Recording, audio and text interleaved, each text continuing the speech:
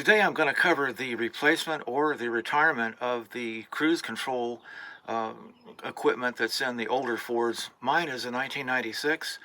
I didn't know mine had gone bad. I'm going to show you what I mean.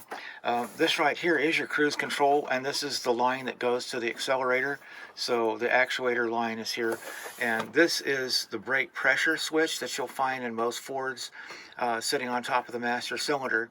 Importantly, the connection to this is always considered hot, and so there's always 12 volts, whether the engine is on or not, going to the cruise control. And I'll show you in just a minute how I kind of found that out the hard way with wear and tear. But anyway, there have been some bulletins written about this, and there are some attachments you can put on, and so on and so forth. If you want to replace that cruise control, it's a junkyard part only.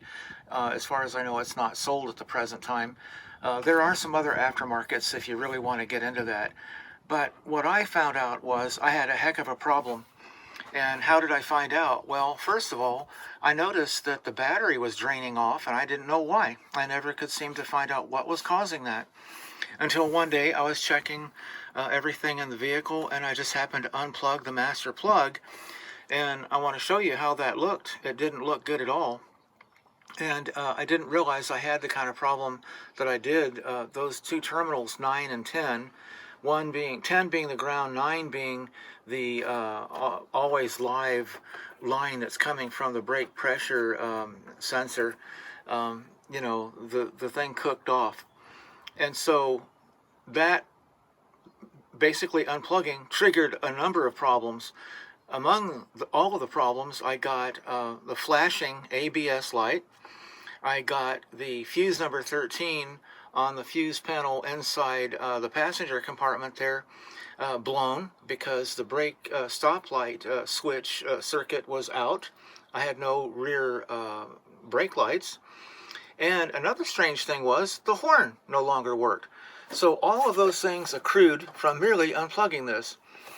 So I decided anything that's that faulty, I don't want. I really don't. So now I'm going to cover what you can do. You can get by, or you can completely retire the system as I have. And it's just a couple of easy steps. After you remove the plug from the cruise control, you bring it over here to the apron where you separate out the green wire with the orange stripe on it, put a terminal on it, and bring that to ground. And then I attached a little you know, tie wrap on there so that this won't flop around.